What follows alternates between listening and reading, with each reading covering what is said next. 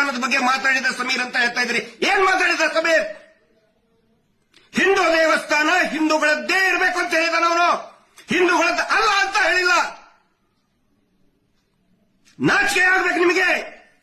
ಒಂದು ಅತ್ಯಾಚಾರ ಪ್ರಕರಣದಲ್ಲಿ ಒಂದು ಹೆಣ್ಣು ಮಕ್ಕಳಿಗೆ ಧ್ವನಿ ಎತ್ತದ ಇಂತ ಸಮೀರಿನ ಬಗ್ಗೆ ಹಿಂದೂ ಮುಸ್ಲಿಂ ಮಾಡ್ತಾ ಇದ್ದೀರಿ ನೀವು. ಶ್ಯಾಮ ನೀವು.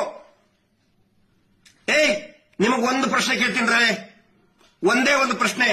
ನಿನ್ನ ಮನೆ ಹೆಣ್ಣು ಮಗಳಿಗೆ, ನಿನ್ನ ಮಗಳು, ನಿನ್ನ ತಂಗಿನೋ ಹೆಂಡತಿನೋ ತಾಯಿಗೋ ಯಾವನಾದ್ರೂ ಒಬ್ಬ ಕಿರಾತಕ ಹಿಂದೂ ಎತ್ಕೊಂಡು ಹೋಗಿ ಹಾಳು ಮಾಡಿದ್ರೆ, ಆಯ್ತು ಬಿಡಪ್ಪ ನಾನು ಹಿಂದೂ, ಅವನು ಅತ್ಯಾಚಾರ ಮಾಡಿದವನು ಹಿಂದೂ, ಹೋಗ್ಲಿ ಬಿಡು ಅಂತೇಳಿ ಸುಮ್ಮನೆ ಬಿಡ್ತೀಯ ನಾಲಾಯಕ್?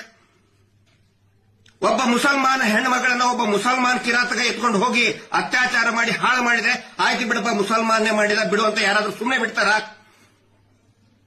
ಕ್ರಿಶ್ಚಿಯನ್ರಿಗೂ ಕೇಳ್ತಾ ಇದ್ದೀನಿ, ಜೈನ್ರಿಗೂ ಕೇಳ್ತಾ ಇದ್ದೀನಿ, ದಯವಿಟ್ಟು ಈ ಸುಳ್ಳು ಸುಳ್ಳು ಪೋಸ್ಟ್ ಹಾಕ್ತಾ ಇರುವಂತ, ವಿಷ ಉಗುಳ್ತಾ ಇರುವಂತ, ಹಿಂದೂ ಮುಸಲ್ಮಾನ್ ಅಂತ ವಿಷ ಉಗುಳ್ತಾ ಇರುವಂತ ಪೋಸ್ಟ್ ಗಳನ್ನ ದಯವಿಟ್ಟು ನಂಬಬೇಡಿ. ಸಮೀರನ್ ಮೇಲೆ ಸೋಮೋಟೋ ಕೇಸ್ ಹಾಕ್ತಿರಲ್ಲ ನೀವು, ಸ್ವಯಂ ಪ್ರೇರಿತ ದಾಖಲೆ, ದೂರು ದಾಖಲೆನ ಮಾಡಿದ್ರಲ್ಲ, 299 ಅರೆಸ್ಟ್ ಮಾಡೋದಕ್ಕೆ ಬರೋದಿಲ್ಲ. ಸುಪ್ರೀಂ ಕೋರ್ಟಿನ ಆದೇಶ ಇದೆ. ನಿನ್ನೆ ಪೊಲೀಸರು ಬಂದು ಅರೆಸ್ಟ್ ಮಾಡಕ್ ಬಂದಿದ್ರಿ.